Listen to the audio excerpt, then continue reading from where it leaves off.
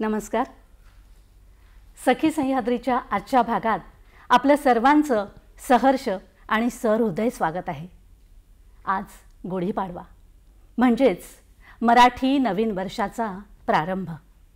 आपल्या सर्वांना मराठी नूतन वर्षाच्या खूप खूप खूप हार्दिक शुभेच्छा. असं म्हणतात, ब्रह्मानं याच दिवशी संपूर्ण सृष्टीची निर्मिती केली आहे आणि आपल्याला मनुष्य जन्म प्रदान केला आहे. ईश्वरा जन्म हा दिला, प्रसवली कला थोर उपकार.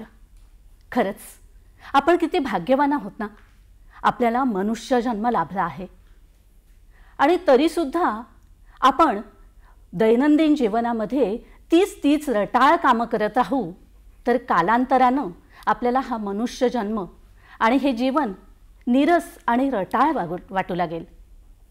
परंतु त्याऐवजी एखादी कला जर आपण आत्मसात केली, अंगीकारली, तर हाच मनुष्य जन्म अधिक छान आणि सुंदर होईल.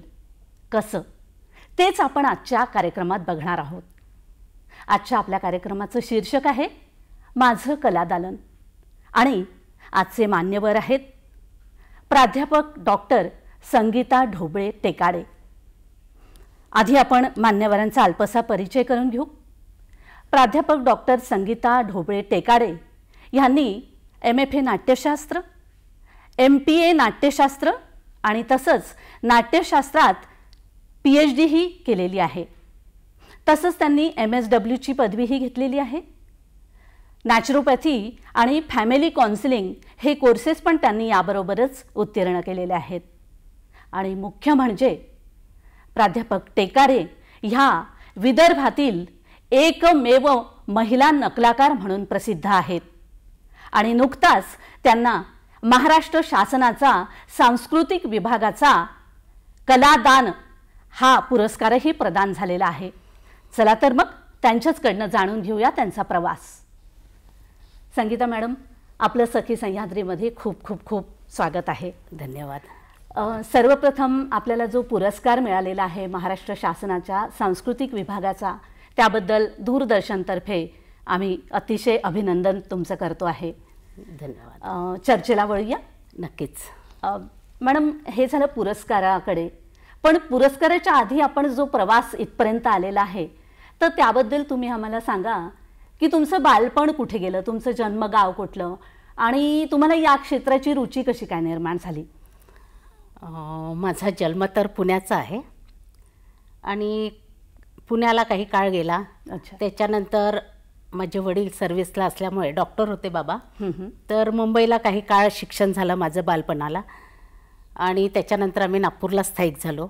असं फिरतीचं माझं जीवन होतं, म्हणजे पुणे, मुंबई, नागपूर आणि आता मी नागपूरला स्थायिक आहे. अच्छा. आणि तुम्ही विचारलं की या क्षेत्राकडे कसे वळलात, तर माझे वडील डॉक्टर रामचंद्र ढोबळे यांनी जवळजवळ 50 चित्रपटातून मराठी कामं केली आहेत. अरे वा.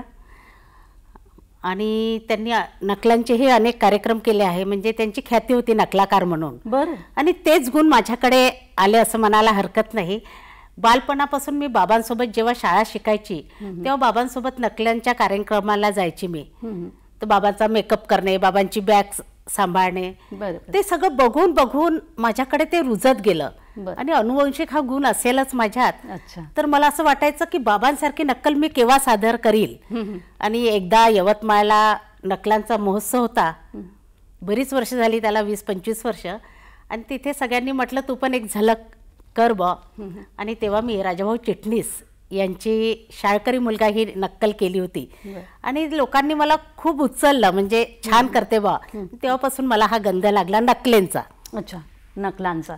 तर हा वारसा तुम्हाला वडिलांकडून मिळालेला असं म्हणायला हरकत नाही. पण मग याचं काही विधिवत शिक्षण तुम्ही घेतलं का? नकलांचं विधिवत काही शिक्षण घेतलं नाही. बाबा हेच सगळं काही होतं. अच्छा. म्हणजे बाबा आणि जसं म्हटलं मी राजाभाऊ चिटणीस यांच्या नकला पाहत आणि विशेषतः बाबांसोबत सगळ्या कार्यक्रमाला जाऊन त्या माझ्या अंगात भिनत गेल्या म्हणायला हरकत नाही की केव्हा मी ते स्टेजवर सादर करते असं वाटायचं. आणि मला त्या जमल्या म्हणून लोकांचा प्रतिसाद मिळाला. अच्छा. आणि मग बाबांच्या नकला मी करायला लागली आणि मग लोकांच्या डिमांड जशा वाढायला लागल्या तशा मी अनेक नवीन नवीन नकला मग सादर करण्याचा प्रयत्न करत होती. अच्छा. पण मग तुम्ही नकलांसोबतच नाट्यशास्त्र, सिनेमा आणि मला असं वाटतं झाडीपट्टी रंगभूमी जी आहे आपल्या विदर्भामध्ये, इथंही काम करता. तर मग याच्यासाठी काही विधिवत प्रशिक्षण घेतलेलं आहे का? नाही, मी कशासाठी ह्या गोष्टींसाठी विधिवत शिक्षण घेतलेलं नाही. अच्छा.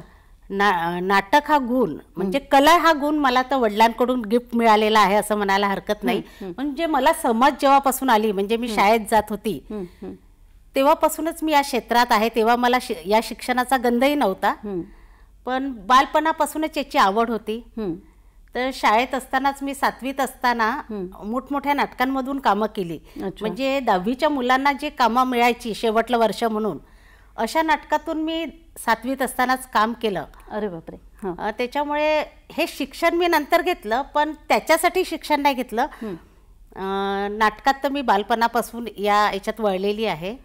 अनेक नाटकातून नागपुरात कामं केलीत. अच्छा. म्हणजे 20 वर्षाआधी तर राज्यनाट्य स्पर्धेची अनेक पारितोषिकं मला मिळालीत. तर नाटकात मी कामं करताना तर हे नाही घेतलं, पण शिक्षण घेतल्यानंतर माझं BA पर्यंत शिक्षण झालं. अच्छा. त्याच्यानंतर MA करायचं होतं, तर कशात करायचं, तर मग ही आपल्याला आवडतं क्षेत्र आहे म्हणून मी MFA केलं. अच्छा. MFA केल्यानंतर त्याच्यात अजून काय करता येईल म्हणून औरंगाबाद येथे मी MPA केलं, मास्टर ऑफ परफॉर्मिंग आर्ट. अच्छा. बरं.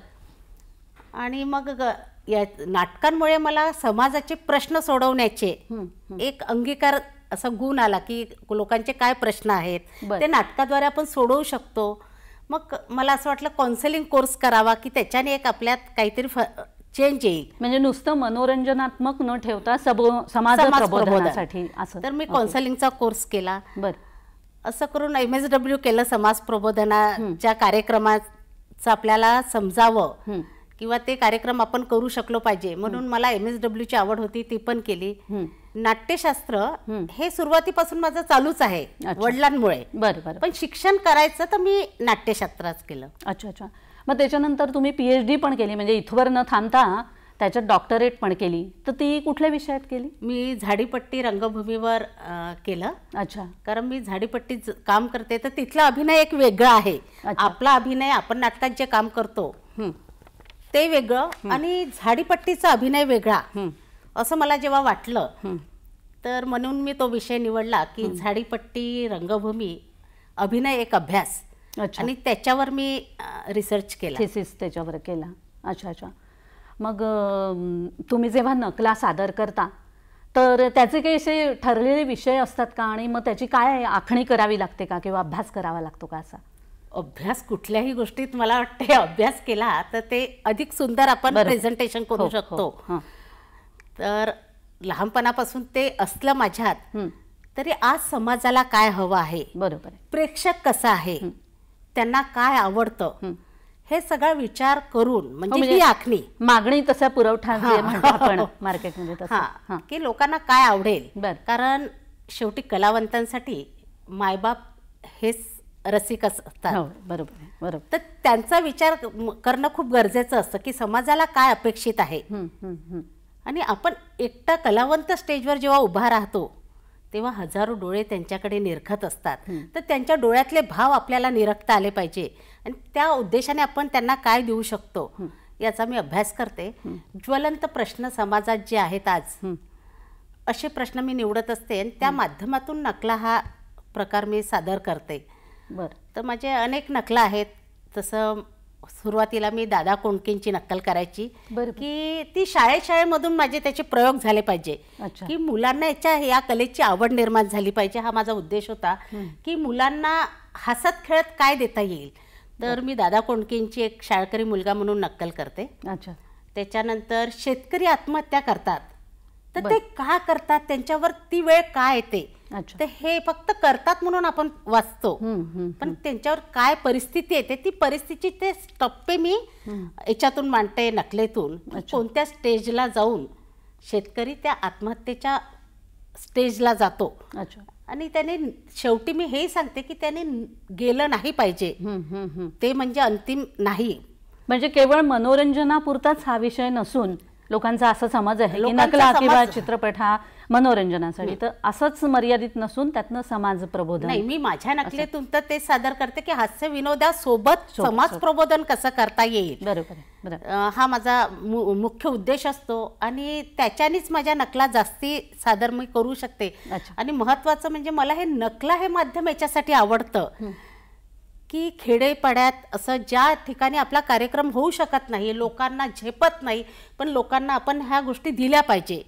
तर नकला हे माध्यम मला इतकं सोयीचं वाटतं की त्याच्यासाठी खूप काही मला लवाजमा घेऊन जावं लागत नाही किंवा कोणावर डिपेंड राहावं लागत नाही. बरोबर आहे. त्या प्रश्नाकडे आपण नंतर येणार आहोत, कारण तुम्ही एक नाट्य कलावंत, सिने कलावंत पण आहात आणि नकलाकार पण आहात, तर तो आपण नंतर प्रश्न हाताशी घेणारच आहोत. पण त्यापूर्वी मला असं सांगा की तुम्ही जे हे नकलांचे कार्यक्रम करता त्याची भाषा कुठली राहते, म्हणजे माध्यम हिंदी, मराठी का कुठलं, आणि जर खेड्यापाड्यात असेल तर मग ती ग्रामीण भाषा असते का प्रमाण भाषा? वातावरण जे असेल, ज्या ठिकाणी आपला कार्यक्रम आहे, प्रमाण भाषा जिथे चालते तिथे, किंवा अशा जेव्हा आउटसाइडला आपण जातो खेड्यापाड्यात, तर बोली भाषेत बोललं तर त्यांना त्याची जवळीक वाटते. कार्यक्रम हवासा वाटतो की आपले लोक आहे, आपलं कोणीतरी आहे असं वाटावं, म्हणून मी वातावरण पाहून, तिथली भाषा पाहून, गरज पडली तर हिंदीतही मी कार्यक्रम करते. खेड्यापाड्यात गेली तर बोली भाषेत करते, शहरात केलं तर तशा, म्हणजे वातावरण सगळं पाहून, वातावरण आणि विषय कुठले आहेत त्या अनुषंगाने मी हे सगळं बदलवते. अच्छा. हिंदीमध्ये कुठलं केलेलं आहे मग आतापर्यंत? आताच मी युनिव्हर्सिटीमध्ये मला बोलावलं होतं सुभाषचंद्र बोस. अरे वा, हे पात्र त्यांना करायचं होतं आणि त्यांनी पहिलेच सांगितलं होतं की ते तुम्ही नेताजी सुभाषचंद्र बोस करायचं आहे आणि ते तुम्ही हिंदीत करा. अच्छा. तर मी सुरुवातीपासून त्याची तयारी हिंदीत केली होती, पण एवढंच आहे, ऐतिहासिक पात्र करताना जबाबदारी वाढते. बरोबर आहे की कुठेही आपली चूक व्हायला नको, ही जबाबदारी वाढते. आणि ते मी उत्कृष्टरित्या नेताजी सुभाषचंद्र बोस केलं हिंदीमध्ये. बरं. आणि जिथे जिथे हिंदीची गरज असली तर मी करते तसं. अच्छा, फारच छान. बरं, आपण नकलांव्यतिरिक्त सिने कलावंत आणि नाट्य कलावंत पण आहात, तर नकला आणि सिनेमा किंवा नाटक, म्हणजे फुल लेंथ नाटक जे असतं त्यात अनेक कॅरेक्टर्स असतात, तर या दोहोंमध्ये काही तफावत जाणवते का? नक्कीच तिघांमध्येही तफावत आहे, नकला, नाटक आणि चित्रपट. बरं. मी जवळजवळ 7-8 चित्रपट केली आहेत, जसं इंदू, कंबल, माणुसकी, अशी चित्रपटांमधून कामं केली. पण मला जास्ती समाधान नाटकांमध्ये, नकलांमध्ये मिळतं, कारण नाटक हे असं आहे की गिव्ह अँड टेक आहे. अच्छा. आणि प्रेक्षकांचा रिस्पॉन्स आपल्याला ताबडतोब जेव्हा मिळतो, तर एक पहिल्या झलकमध्ये आपण जे केलं, रिस्पॉन्स मिळाला की आपली उर्मी अजून वाढते, आपल्याला प्रेक्षकांना काय पाहिजे आहे तो जिवंतपणा आपल्याला मिळतो. बरोबर आहे. आणि मला म्हणून नाटक खूप आवडतं. किंवा एक नाटक केल्यानंतर आपल्या बारीक काही चुका झाल्या असेल तर दुसऱ्या प्रयोगात ती सुधारण्याची आपल्याला संधी असते की लोकांच्या काय अपेक्षा आहे. तर म्हणून मी नाटक मला आवडतं. नकला हे याच्यासाठी आवडतात, मी कुठेही जाऊन लोकांच्या अपेक्षा पूर्ण करू शकते. ज्या दुर्गम भागात टीव्ही नाही किंवा इलेक्ट्रिसिटी नाही, असं सगळं गाव आहे, पण त्यांना मनोरंजनासाठी आपण जर हा कार्यक्रम देऊ शकतो, तर काही लोक म्हणतात की आमच्या इथे माईकची पण सोय नाही. हो, बरोबर आहे. पण तुम्ही या आमच्या इथे, तर मला माईक विदाऊट माईकनी पण मी अनेक ठिकाणी कार्यक्रम केले आहेत. म्हणजे मी एकटी जाऊन त्यांचं प्रबोधन करू शकत असेल, त्यांना आनंद देऊ शकत असेल. कमी खर्चामध्ये कमी बजेटमध्ये जास्त आनंद देता येतो. म्हणून मला नकला हे आवडतं. बरोबर आहे. असे तिघांमध्ये डेफिनेशन वेगवेगळे आहेत. सगळ्यांचं आपापलं एक वेगळं समाधान आहे. पण नाटकांमध्ये काम करण्यात मला एक वेगळा आनंद मिळतो. आपण विश्रांतीची वेळ झालेली आहे. आपण हाच विषय पुन्हा कंटिन्यू करणार आहे. थोडीशी छोटीशी विश्रांती घेऊया. दर्शक हो, कुठेही जाऊ नका, बघत रहा सखी सह्याद्री.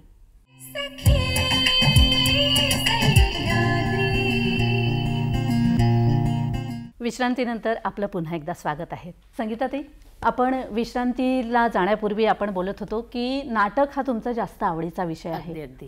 तर तुम्ही हजारो नाटकांमधनं भूमिका केलेल्या आहेत असं सांगितलं. अगदी. तर मग त्यातल्या काही नाटकांची नावं आम्हाला ऐकायला आवडेल आणि त्यातली कोणती भूमिका अशी जी आहे की तुम्हाला जास्त मनाला भावून गेली आणि ती का, हे आम्हाला थोडक्यात सांगा. आतापर्यंत हजारो नाटकातून कामं केली तरी काही नाटकं लक्षात राहण्यालायक आहे. जसं चांदणी शिंपीचा, मुंबईची माणसं, सखाराम बाइंडर, दिल्या घरी सुखी रहा. आणि झाडीपट्टी दरवर्षी नवीन नवीन नाटकं करतो, त्याच्यामुळे नावही लक्षात राहत नाही, कारण दरवर्षी आणि हजारो प्रयोग होतात त्याचे. पण नागपुरात बरीच वर्षापूर्वी, म्हणजे 20-25 वर्षापूर्वी सखाराम बाइंडर हे नाटक मी केलं होतं राज्यनाट्य स्पर्धेसाठी. पण तो अनुभव मला सदैव स्मरणात राहील असा आहे. कारण सखाराम बाइंडर हे नाटक सगळ्यांची, नागपूरकरांची डोळे लागले होते की ही मुलं सखाराम बाइंडर नाटक हातात घेत आहेत बा. आणि त्याच्यात माझी लक्ष्मीची भूमिका होती. अंतिम ज्या स्पर्धा होता त्याच्यात आमचं नाटक होतं ते. आणि अंतिम दिवशी होतं की त्याच दिवशी रिझल्ट डिक्लेअर होणार होता. आणि सखाराम बाइंडरची प्रॅक्टिस मी करायला गेली होती आणि तेवढ्यात माझं हे लग्नाचं वय म्हणायला हरकत नाही. आणि आईने मामाला म्हटलं की बराच वेळ झाला संगीता आली नाही, म्हणून मामा तालमीला पाहायला आले. आणि त्यावेळेस मी तालीम करीत असताना सखाराम बाइंडरसोबत, देवेंद्र लुटे माझे सखाराम बाइंडर होता, त्याच्यासोबत जो सीन चालू होता तो नेमका मामांनी टिपला डोळ्यांनी की या जवळ बसा, असा गळ्यात हात टाकणे वगैरे. आणि मामाने घरी येऊन सांगितलं की संगीता काय करते आहे, हे नाटकात काम करणे, तो मुलगा जवळ बसला आहे वगैरे वगैरे. आणि घरी आईला सांगितल्यावर मी तालमीवरून आल्यावर आई म्हणे उद्यापासून तालमीला जायचं नाही. हो, म्हणजे बाबा या क्षेत्रातले असले तरी आई एक वेगळं असतं. आईला हे सगळं माहीत असेल, म्हणजे बाबा करतात, पण मुलींबद्दल जी प्रतिमा असते समाजात, आई म्हणे उद्यापासून नाटकाला जायचं नाही. दुसऱ्या दिवशी नाटकाला नाही जायचं. 3-4 दिवसांनी नाटक होतं माझं. तर मी खूप रडली. मला विचार येऊन पडला की आता करायचं काय, पुढे काय होणार. आणि मनोज देशमुख आमचे डायरेक्टर होते, त्याला मी सांगितलं की माझं नाही जमणार. तर त्यांनी स्पष्ट सांगितलं की जर तुझं जमत नसेल तर नाटक कॅन्सल करतो, कारण काहीच पर्याय नाही. आणि मी जेवण वगैरे सगळं बंद करून दिलं. आणि तो म्हणत होता की नाटक कॅन्सल करतो. आणि मला टीमवर्क काय असतं याची जाण असल्यामुळे मी खूप दुखावल्या गेली होती. बरोबर. शेवटी मी आईला म्हटलं, आई मला या एका नाटकात काम करू दे, आयुष्यात पुन्हा रंगभूमीवर मी पाय ठेवणार नाही. बापरे. दुसऱ्यांदा नाटकाचं नावही घरात घेणार नाही. आणि त्या शब्दावर आईने मला त्या नाटकाला जाऊ दिलं, परवानगी दिली. आणि ते मी नाटक केलं. तर एकामागून एक संकट कशी येऊ शकतात त्याचं त्या नाटकात उदाहरण असं झालं की घरची परिस्थिती जेव्हा अशी होती की नाटकाला माझ्या कोणी आलं नाही पाहायला, प्रेक्षक म्हणून कोणी. घरचे म्हणजे हॉलमध्ये तर उभं राहायला जागा नव्हती, पण घरचं त्याच्यात कोणीच नाही. आणि मला नाटक सादर करायचं होतं. ते नाटकात भूमिका केली. पण अजून एक माझ्यावर दडपण जे आलं होतं की मला मंगळसूत्र छोटूसं पाहिजे होतं. खूप मोठं नाही, पण छोटूसं मंगळसूत्र. मी लग्नाची आहे तर. आणि स्पर्धेचं नाटक म्हटल्यावर ह्या गोष्टी टिपल्या जातात, म्हणून ते दडपण होतं. पण आईला म्हणायची माझ्याजवळ हिंमत नव्हती की तुझं मंगळसूत्र दे, घरच्या वातावरणानुसार. तेव्हा माझ्यासोबत जी को आर्टिस्ट होती तिला मी म्हटलं, तिच्याजवळ ती विवाहित असल्यामुळे 2-3 मंगळसूत्र रोज घालून यायची, की मला तू मंगळसूत्र देशील का. तिने सहज हो म्हटलं. आणि माझा कॉन्फिडन्स वाढला की मला काहीच आता हरकत नाही. प्रयोगाच्या दिवशी मात्र माझी खूप गोची झाली. म्हणजे कोणावर विश्वास ठेवतो आपण.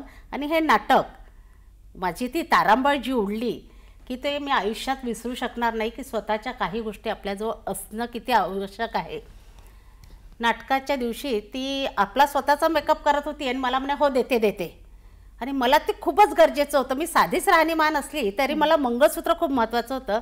नाटकाच्या म्हणजे पहिली, दुसरी आणि लास्ट बेल वाजली तोपर्यंत मी तिच्या पाठीशी होती की प्लीज देणं, माझीच पहिली एंट्री आहे. आणि पडदा उघडल्याबरोबर माझी एंट्री महत्वाची होती, म्हणजे पहिली होती. तर माझं ते होतं की तू मला देऊन तर दे.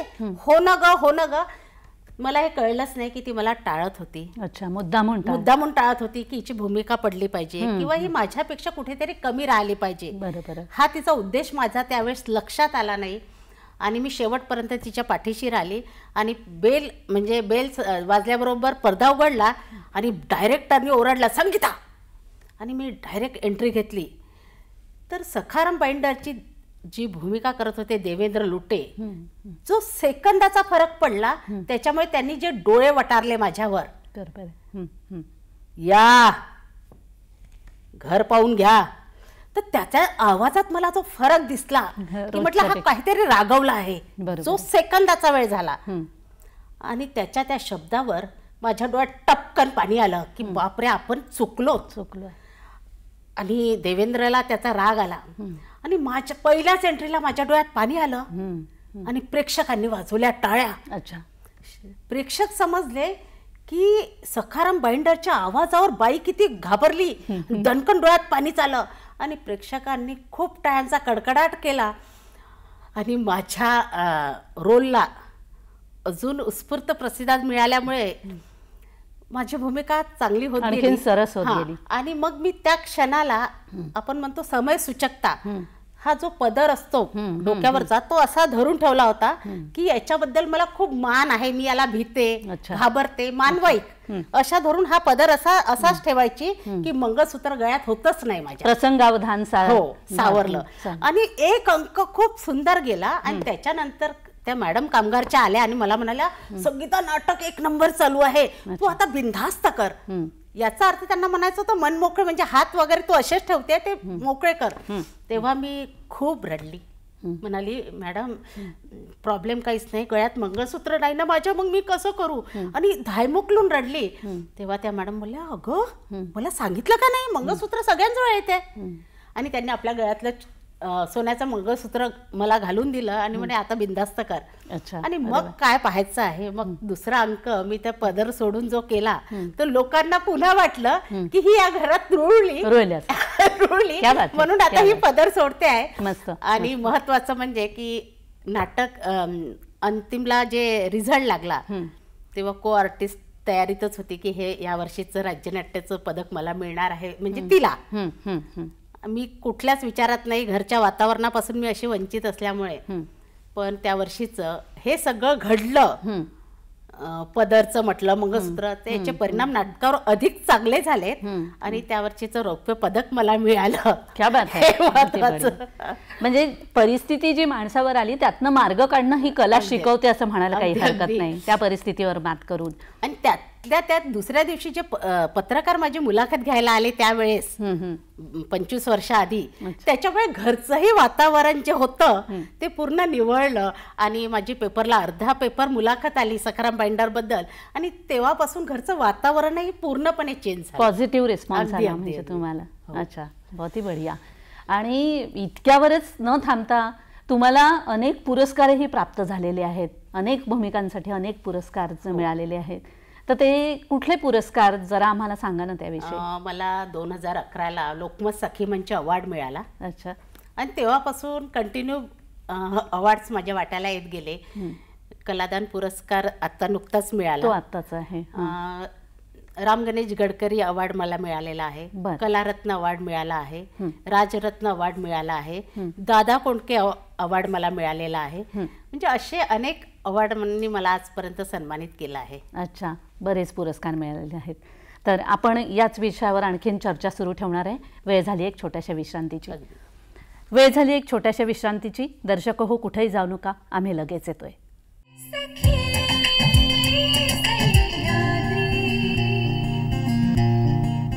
विश्रांतीनंतर आपलं पुन्हा एकदा स्वागत आहे. आपण बघतो आहे कार्यक्रम सखी सह्याद्री आणि आजच्या कार्यक्रमाचं शीर्षक आहे माझं कलादालन. आणि आजचे आपले तज्ज्ञ आहेत प्राध्यापक डॉक्टर संगीता ढोबळे टेकाडे. संगीताताई, आपण पुरस्कारांबद्दल बोलत होतो विश्रांतीपूर्वी, तर अनेक पुरस्कार तुम्हाला मिळालेले आहेत. पण नाटक हे समाज प्रबोधनाचं एक माध्यम आहे आपण म्हणतो, तर तुमचं काय मत आहे त्याच्यावर आणि तुम्हाला काही अनुभव आले आहेत का, आणि त्याची एक छोटीशी झलक आमच्या प्रेक्षकांना बघायला आवडेल. नक्कीच. नाटक हे नक्कीच समाज प्रबोधनाचं दालन आहे असं मला वाटतं.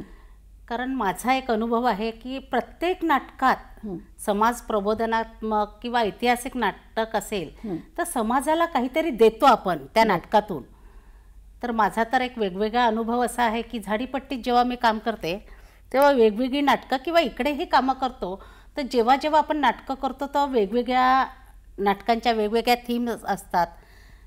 तर त्यातून सासूचा रोल असतं, कधी कधी नंदेचा रोल असते, कधी मुलीचा रोल असतो, कधी वेडीचा रोल असतो. तर एवढे अनुभव आपल्या पाठीशी येतात आणि प्रेक्षकांनाही समाजाला आपण खूप काही नाटकातून देतो. कधी कधी त्यांचे तोडगे, त्यांच्या प्रश्नांची उत्तरं नाटकांमधून मिळतं. आणि खूपदा असं लोकांच्या प्रतिक्रिया असतात की हे नाटक पाहिल्याने मला असं माझी चूक लक्षात आली, ती मला दुरुस्त केली पाहिजे. असे अनुभव मी खूपदा पाहिले आहे. आणि नकलांच्या माध्यमातून तर मी खेडेपाड्यात जेव्हा जाते, दुर्गम भागात जाते, तर खूप ठिकाणी अत्याचार होतात, मुलीला घराबाहेर निघू देत नाही, असे जेव्हा प्रश्न राहतात किंवा भ्रूणहत्या करतात, तर माझी जी एक भ्रूण हत्येवर नक्कल आहे तर त्याच्यात मी ती व्यथा मांडते की आईचं, आपण जगात आईला जे स्थान देतो, आई म्हणजे सर्व काही, मग भ्रूणहत्या करणारी पण आईच आहे. मग हे जेव्हा प्रश्न मी माझ्या अभिनयातून मांडते की आईची भूमिका त्यावेळेस काय असायला हवी होती. मुलगी तर निर्जीव आहे, म्हणजे तिला छोटासा जीव आहे, ना समज आहे, पण आईची भूमिका यावेळेस काय हवी होती. ठीक आहे, तिच्यावर अत्याचार झाले असेल, तिला जबरदस्ती केली असेल, पण आई ठाम का राहिली नाही. तर अशा जेव्हा आहे तेव्हा प्रेक्षकांकडून प्रतिसाद मिळतो मला की नाही, आता आपण बदललं पाहिजे. म्हणजे त्यांच्या डोळ्यात मला हे भाव दिसतात. आणि खूप ठिकाणी मी जी आजीबाई एक नक्कल करते समाज प्रबोधनात्मक, 2 पिढीतलं अंतर सांगते की पहिल्याच्या बायांची मतं काय होती, आजच्या बायांची काय आहेत, आणि अनुभव किती महत्त्वाचे असतात.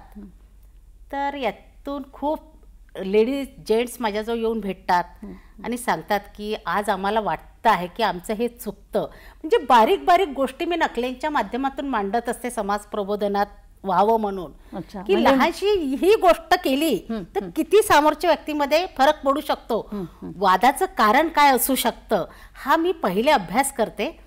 आणि ते कारण एवढ्या लोकांसमोर जी गोष्ट मांडायची आहे त्याच्यात आपण कुठेही कमी नसावं, आणि लोक ते एक्सेप्ट करतात. म्हणून मला असं वाटतं की हे समाज प्रबोधनात्मकचं माध्यम आहे.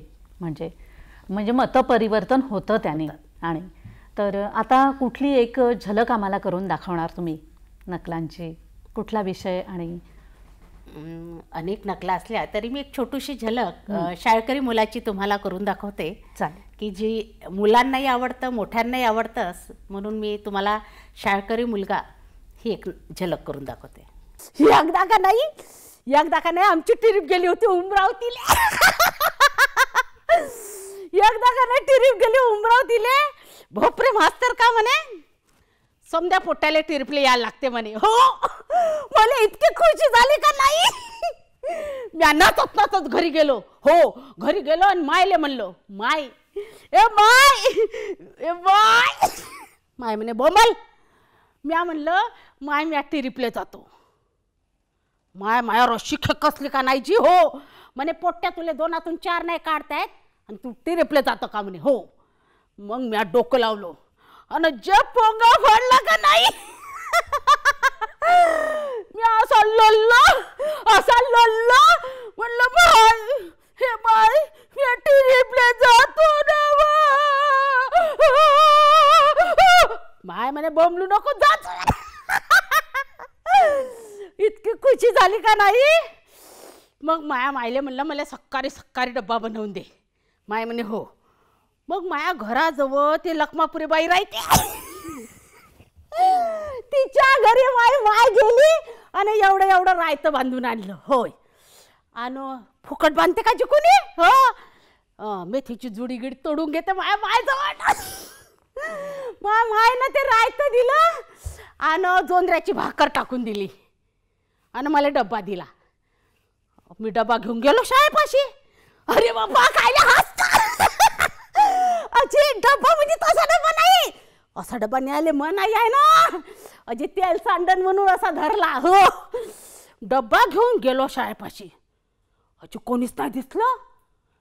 माय 10 गेले 5च राहिले. मी म्हणलं बापा समजे घुसले का बापा कुठं, मला उशीर झाला का. तुया मायच्या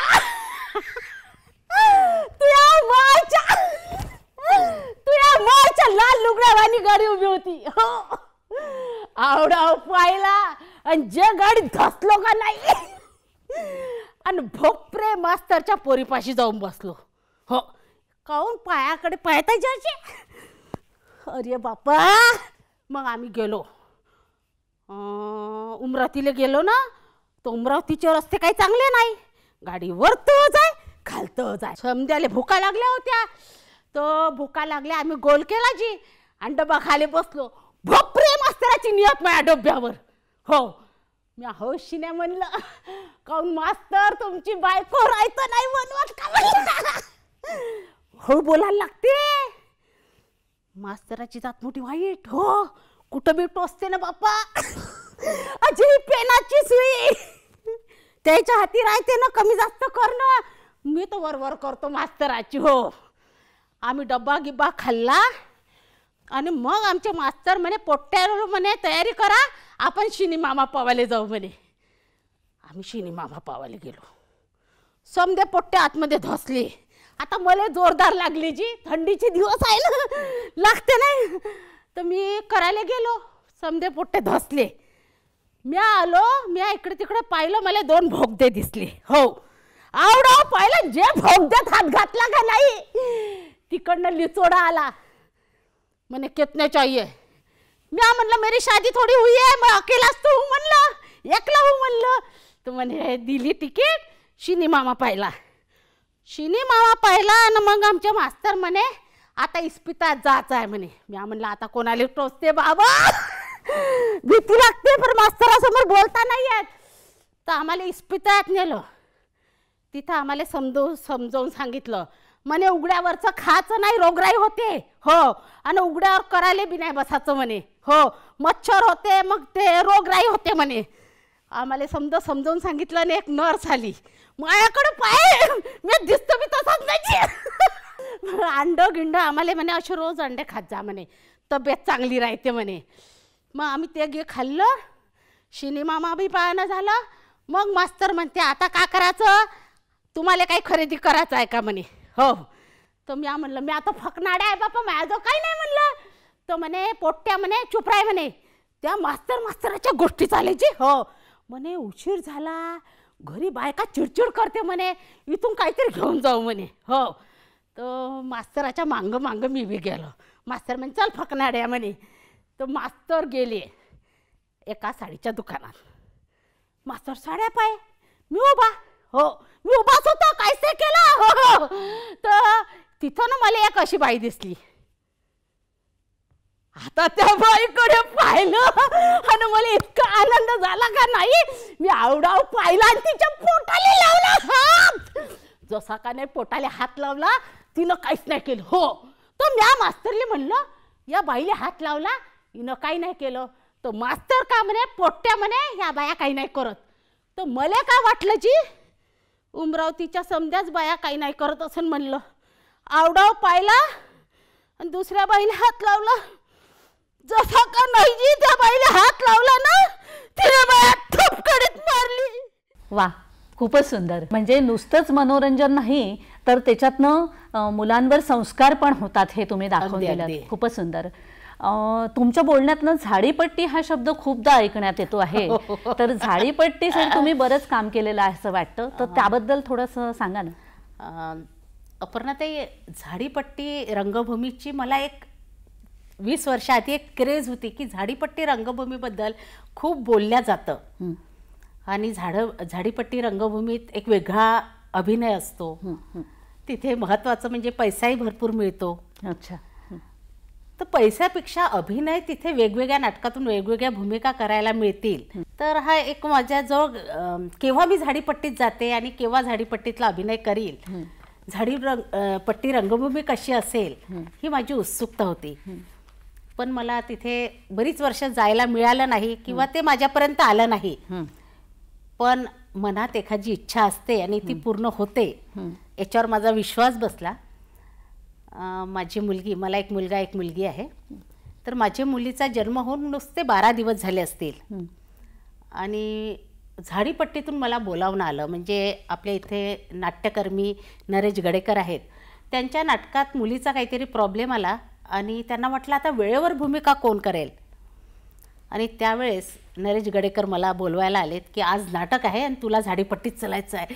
तो अद्भुत क्षण माझ्यासाठी की ज्या क्षणाची मी इतक्या वर्षापासून वाट पाहत होती की तिथपर्यंत मी कशी पोचेल, तो क्षण माझ्या जवळ आला. पण त्यावेळेस माझं तांडव होतं की एकीकडे माझं बाळ, 12 दिवसाची मुलगी, बापरे, आणि जे मला अपेक्षित होतं ते आता माझ्या पर्यंत आलं आहे, जायचं तर आहे. अशा वेळेस एका क्षणात द्विधा मनस्थितीत मी असताना पण ती संधी मला सोडायची नव्हती. कारण नाटकाशिवाय मी राहू शकत नाही, तर ती संधी मला सोडायची नव्हती. आणि मी बाळाला आईजवळ नेऊन दिलं, आईच्या घरी, आणि कुठलाही क्षणाचा विचार न करता घरी म्हणजे तिच्या वडिलांनाही न सांगता मी त्या प्रवासाला निघाली. आणि त्याच दिवशी नाटक होतं. नाटक कुठलं काय मला काहीच माहीत नाही. आणि मी ते नाटकाला गेली, ते नाटक तिथे सादर केलं. आणि नाटक झाल्यानंतर मला असं वाटलं काय प्रतिक्रिया, लोकांनी तर मला खूप उचललं. पण ते नाटक झाल्याबरोबर सगळ्यांनी सांगितलं की कोणी काम केलं, खूपच छान काम झालं. आणि त्या दिवसानंतर मला पाठीमागे वळावंच लागलं नाही. दुसऱ्या वर्षी माझ्याकडे पुढच्या वर्षी तुम्ही काम कराल का म्हणून बोलावणं आलं. आणि तेव्हापासून अविरत आजपर्यंत मी झाडीपट्टीत काम करते आहे. ताई, खूपच छान. आपण ही चर्चा अशीच सुरू ठेवणार आहे. विश्रांतीची एक छोटीशी वेळ झालेली आहे. दर्शक हो, वेळ झाली एक विश्रांतीची. कुठंही जाऊ नका, आम्ही लगेच येतोय.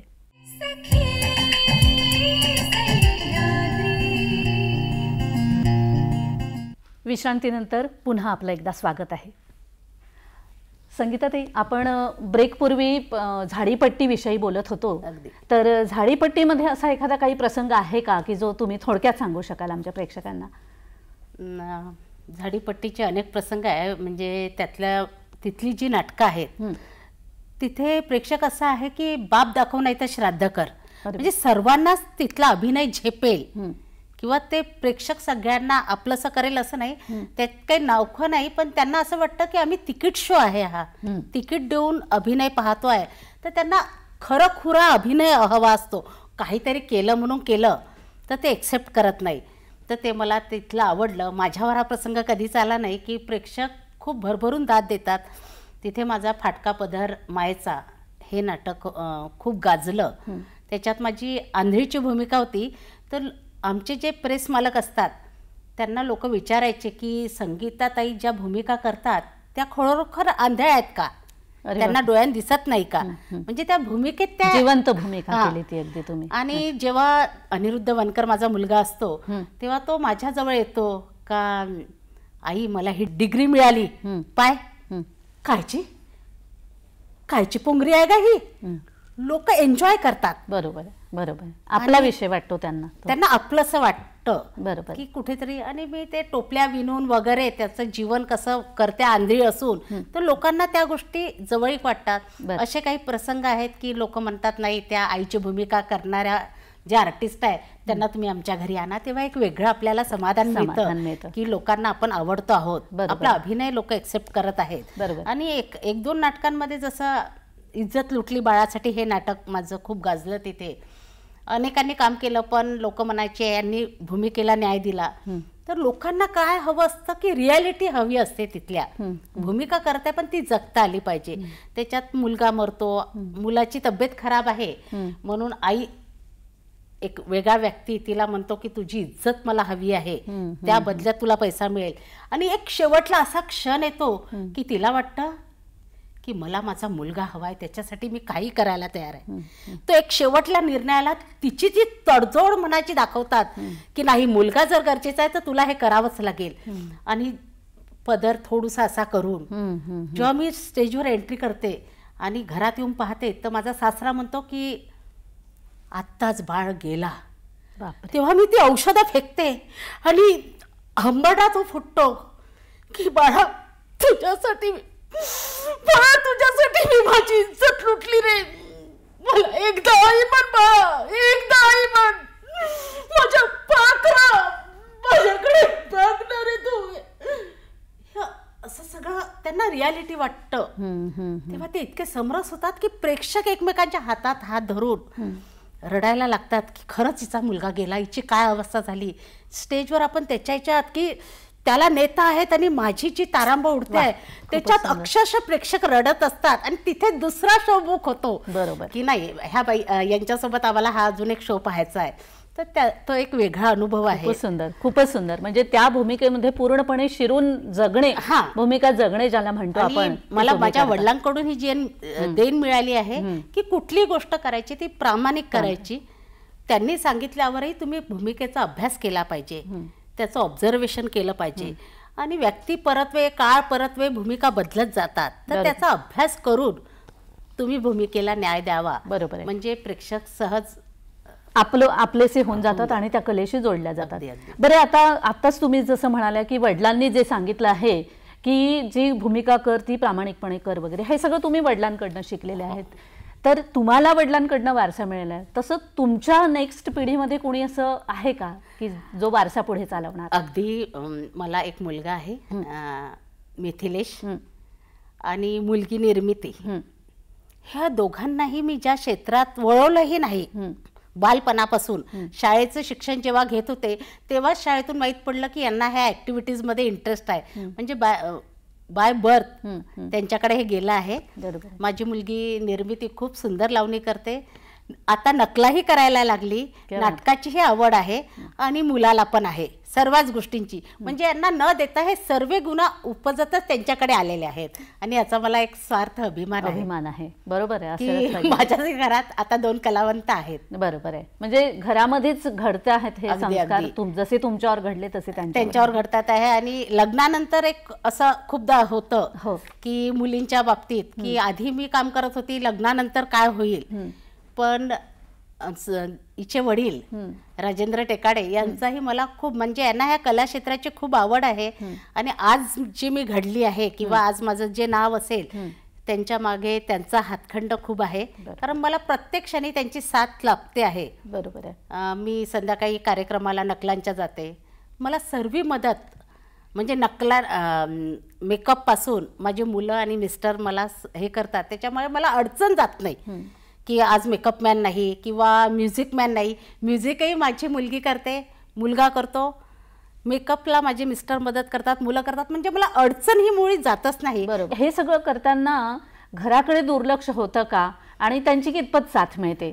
त्याची मला 100% साथ मिळते. आणि मला असं वाटते सगळ्यांच्या आपापल्या एक जबाबदाऱ्या असतात की मी माझी जबाबदारी घरची जी आहे ती सांभाळून हे करते. आणि 2 गोष्टी करायच्या असल्या तर ती ॲडजस्टमेंट आपल्यालाच करायला हवी असं मला वाटतं. आणि घर सांभाळणं बाईसाठी खूप मोठं काम आहे, कारण सर्व नाते तिला सांभाळावी लागतात, ती विणावी लागतात. तर ती विणून ही वेळ कशी साधता येईल. आणि हा माझा श्वास आहे नाटक म्हणजे. बरोबर. कारण मला असं वाटतं की नाटक मला करायचं आहे म्हणजे मला घर सांभाळून ते करायचं आहे, तर मी पहिले त्याला फर्स्ट प्रिफरन्स देते आणि हे करते. आणि त्याच्यामुळे इतकं छान सांभाळलं जातं की मला या क्षेत्रात घरची कोणती अडचण कधी गेलीच नाही. म्हणजे चूल आणि मूल न करता घरच्यांचं जर आपल्याला पाठबळ असेल तर आपण त्या जोरावर आपण नक्कीच पुढे जाऊ शकतो, हे तुम्ही दाखवून दिलंय. संगीताताई, वेळ झाली एक छोट्याशा विश्रांतीची, आपण पुन्हा चर्चा सुरू ठेवूया. दर्शक हो, वेळ झाली एक छोट्याशा विश्रांतीची, आपण कुठेही जाऊ नका, बघत रहा सखी सह्याद्री.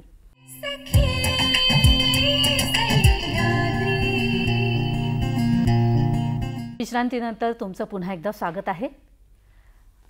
संगीताताई, आत्तापर्यंत तुम्ही साधारण शेतकरी आत्महत्या, हुंडाबळी आणि व्यसनमुक्ती या सगळ्यांवर नक्कल केलेले आहेत.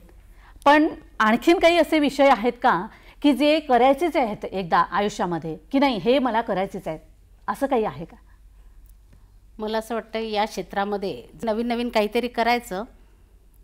मागच्याच वर्षी मला असं वाटलं नटसम्राट हे मला करायचं आहे, तर मी प्रत्येक वर्षी नवीन काय देता येईल मला सिंधुताई सपकाळ माझ्या मनात आहे की ते लोकांना खूप आवडलेलं आहे.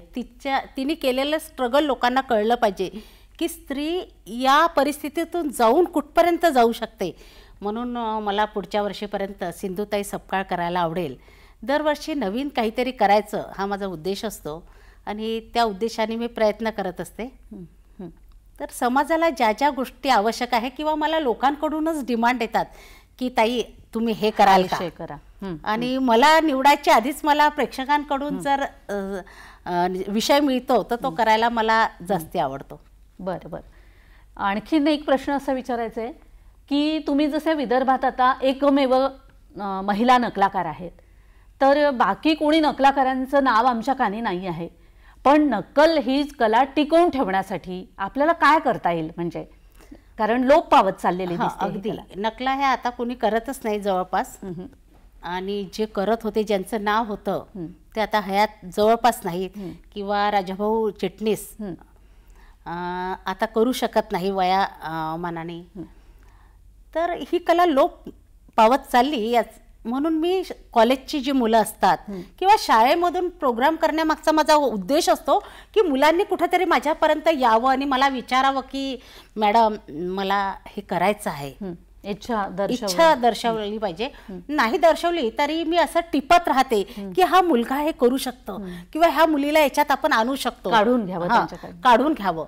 आणि यासाठी शिबिरं मी आयोजित दरवर्षी करत असते की 100 मुलांमध्ये अशी 2-4 मुलं 5 मुलं तरी मिळतात की जे हे नक्कल हे माध्यम नाटकापेक्षा वेगळं आहे. कारण याच्यात समय सूचकता, कारण नाटकांमध्ये आपण जे दिलं आहे ते पाठांतर करतो आणि ते प्रेझेंट करतो, पण नक्कल हे माध्यम असं वेगळं आहे की आपण कुठेही केव्हाही उभं राहता आलं पाहिजे. त्यांचा विषय कधी कधी मी नकलेच्या कार्यक्रमाला जाते आणि तिथे सांगतात की आमच्या गावामध्ये संडास नाहीत, लोक असे बसतात, तर त्याबद्दल तुम्ही प्रबोधन करा की त्यांनी त्याच्यातच गेलं पाहिजे किंवा असून जात नाहीत समाज जागृतीसाठी. तर असे काही प्रश्न असतात की ते घरोघरी जाऊन सांगून पण लोकांच्या ध्यानी येत नाही. पण अभिनयाच्या माध्यमातून त्याचे काय चांगले गोष्टी आहेत, त्याच्यापासून काय वाईट इफेक्ट आहेत की बा उघड्यावर बसता तुम्ही अन मच्छर होते आणि रोगराई होते ना बापा, मग लोक ते रंगवून सांगितलं जास्त प्रभाव पडतो आणि त्याच्यासाठी हे वेगळं माध्यम आहे. तर प्रत्येक ठिकाणी जाऊन कधी शाळेचे प्रश्न असतात, कधी तर शिक्षक लोक सांगतात की शाळेत मुलंच येत नाही, तर मॅडम तुम्ही नकलेच्या माध्यमातून सांगा का शाळेत गेला ना मी एवढा मोठा झालो. म्हणजे लोकांना म्हणजे ते प्रश्न प्रत्येक ठिकाणी वेगळे असतील. बरोबर आहे. तर मी याच्यासाठी प्रयत्न करते आहे आणि पुढेही करत राहील.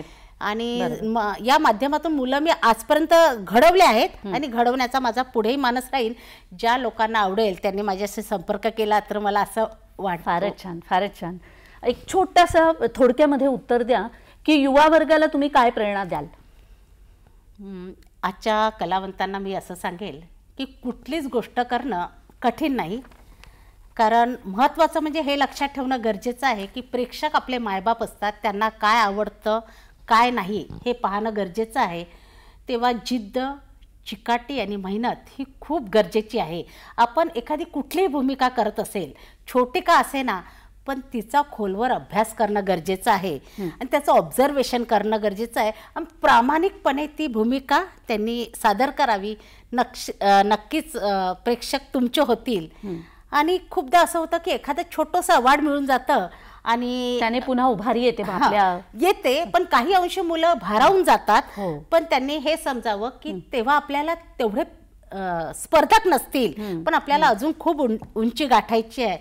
तर मी असंच म्हणेल की प्रेक्षकांना तुम्ही असं समजत चला की तुम्ही सोबत असलेत की आम्हाला आमचाही आधार लागत नाही, तुम्ही फक्त सोबत द्या, आम्ही दुसरं काहीच मागत नाही.